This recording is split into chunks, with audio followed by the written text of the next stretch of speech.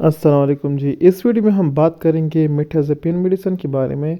जो मिथाज़पाइन मेडिसिन है ये है असल में एंटी डिप्रेसेंट मेडिसिन और इसकी जो क्लास है मतलब जो सब क्लास है वो है एटाइपिकल एंटी डिप्रेसेंट्स।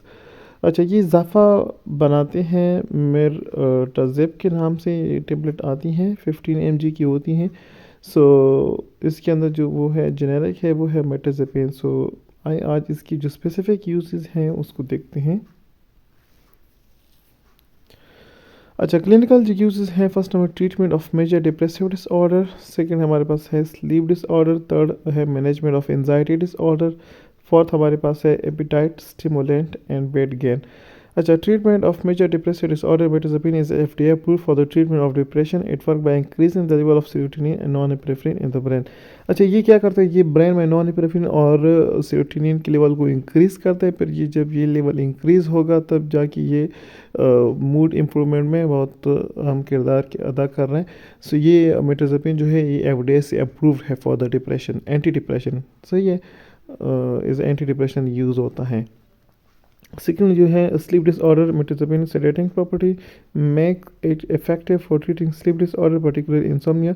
अच्छा, ये इंसोम्निया में भी वो है इफ़ेक्टिव है क्योंकि ये इसकी जो वो है प्रॉपर्टी है वो सेडेटिव प्रॉपर्टीज़ है, इसके अंदर सेडेटिंग प्रॉपर्टी है, तो इसकी वजह से हम इसको स्लीप डिसऑर्डर में यूज़ करते हैं। सही है, ये इसका साइड इफ़ेक्ट है, मतलब साइड इफ़ेक्ट को हमने यूज़ किया होता है, सही यूज़ में लाए हुए हैं।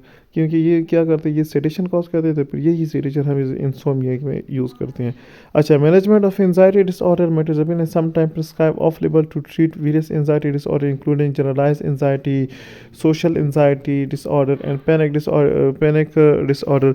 सो इस तरह के जो बहुत किस्म की एंजाइटी होती है, मतलब डिफरेंट टाइप की एंजाइटी होती है, उसकी किसी भी टाइप की एंजाइटी होती है तो इसमें हम इसको यूज़ करते हैं। Appetite stimulation and weight gain. अच्छा, ये क्या करते हैं, ये एपिटाइट को इंक्रीज़ करते हैं, स्टिमुलेट करते हैं, और जब ये एपिटाइट भूख ज़्यादा लगेगी इसकी वजह से तो वेट जो होगा वो बहुत ज़्यादा गेन होती है। सो इसी वजह से ये जो मिथाज़पाइन है ये हमने ऐसे बंदे को नहीं देनी चाहिए एज एंटी डिप्रेसेंट कि वो ऑलरेडी वो हो मोटा हो।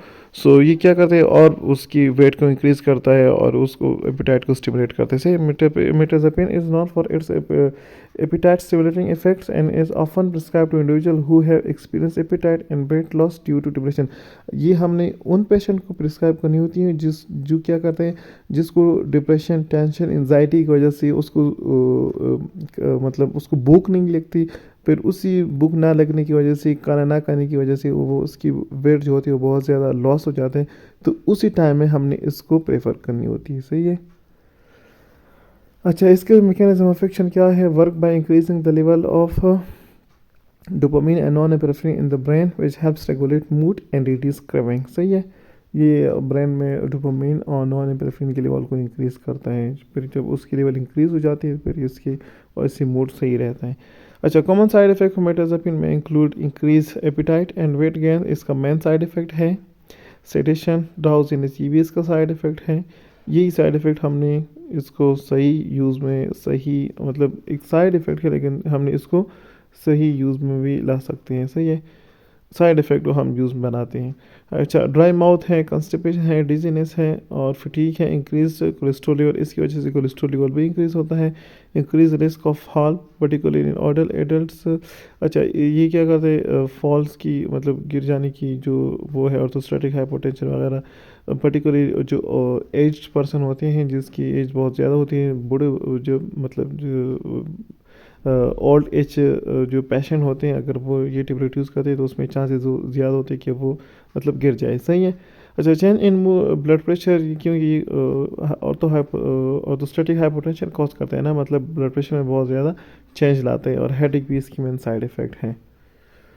सो आई होप आप लोगों की इसकी समझ आ चुकी होगी। So thank you so much for your attention. इंशाल्लाह मिलते रहेंगे नेक्स्ट वीडियो के साथ, तब तक के लिए अल्लाह हाफिज़।